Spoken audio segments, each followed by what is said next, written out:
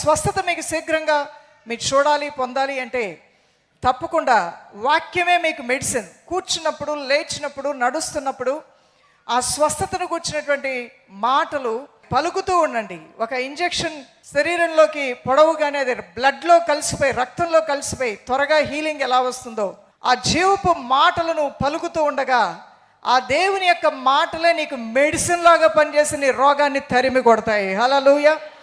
అందువలన దేవుని మాటలు వింటూ ఉండాలి, దేవుని మాటలు పలుకుతూ ఉండాలి, దేవుని మాటల్ని నమ్ముతూ ఉండాలి. ఈ మూడు కంటిన్యూగా నీలో జరుగుతూ ఉంటే నీ దేహంలో ఉన్న రోగం దానంతటికి అదే పారిపోతుంది దేవుని బిడ్డ. అందువల్ల నీ వాక్యాన్ని ఒక మెడిసిన్ లాగా తీసుకో.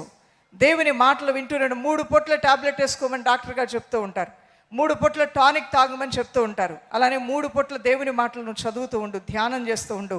నీలో ఉన్న వ్యాధులు, రోగాల నుండి ప్రభు నీకు విడుదల ఇవ్వటం స్వస్థత మీకు